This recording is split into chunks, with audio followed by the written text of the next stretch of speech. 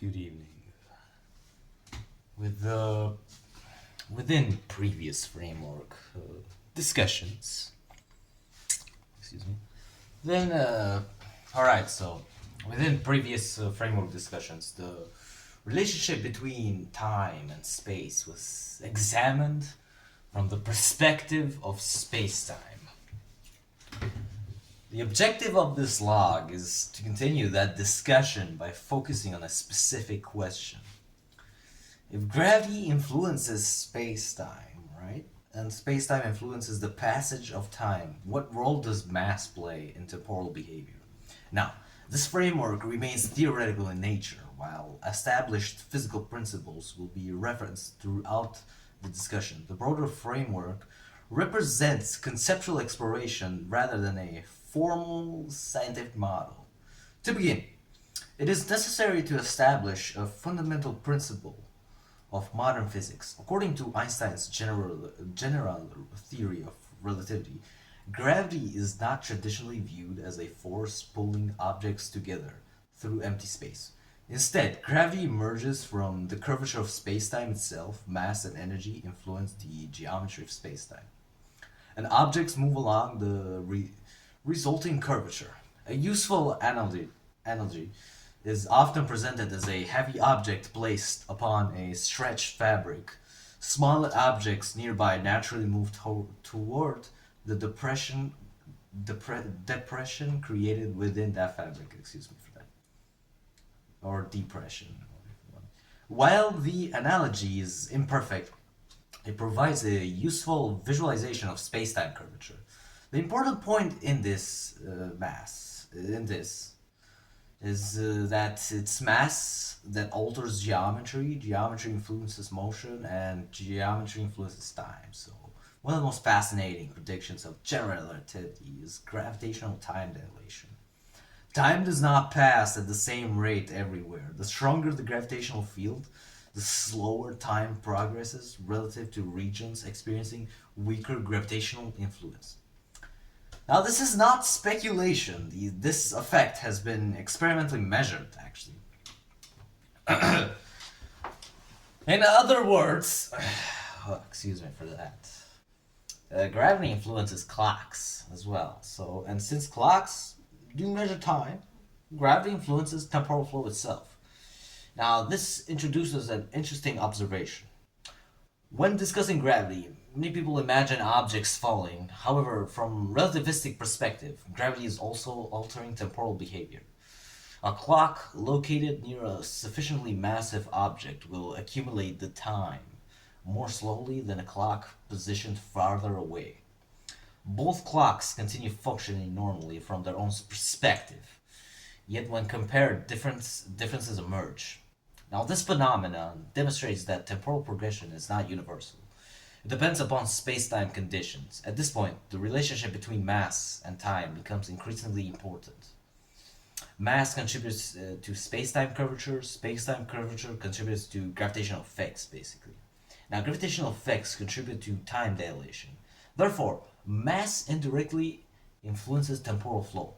This chain of relationships, as they call it, forms one of the central concepts examined within this framework. Now, Einstein's equation, which is equals mc squared, further expands this discussion. Mass and energy are equivalent quantities expressed in different forms.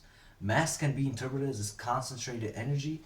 Energy contributes to space-time curvature. Therefore, both mass and energy participate in determining space-time geometry. Now, this principle suggests that temporal behavior is connected not merely to matter itself, but to mass energy distributions throughout spacetime. So, an interesting theoretical question emerges.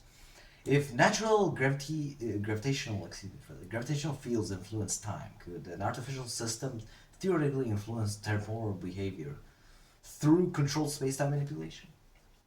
I mean, current science provides no practical mechanism for accomplishing such a task. The energy requirements alone would be extraordinary. Now, I do not claim I am a person of merely thinking of these machines, but I also do not claim that I am no person of thinking about these machines. Now, moving forward. However, The thing is, as a conceptual exercise, it remains worth examining. I mean, such supposed hypothetical temporal control system existed. Its objective would not necessarily be to stop time completely. Instead, it may attempt to produce localized time dilation. Because if you stop time and you somehow were able to move, air would be frozen, you cannot breathe, but somehow you kept moving, the energy requirements would make you pop. There we go. So, from an external perspective, processes inside the effective region would appear slower relative to surrounding space. The distinction is important now. Time stopping and extreme time dilation are not identical concepts within modern physics. Time dilation is supported, complete temporal cessation remains speculative. A conceptual temporal system likely require interaction with spacetime geometry itself. Such a system might theoretically involve extreme energy density and probably gravitational field generation, electromagnetic field control, and maybe some space-time metric manipulation, and probably some relativistic synchronization mechanisms. I don't know, something like that. But none of these currently provide a pathway toward a functional device. I mean, if the device would fail, you would be stuck in a time loop or stuck in a frozen time. However, they represent categories of physical phenomena, relevant to temporal behavior. Another challenge emerges immediately, which is stability. Now, spacetime is not a mechanical structure that can simply, excuse me for that can simply be adjusted like a machine component, right? I mean, you have to understand this.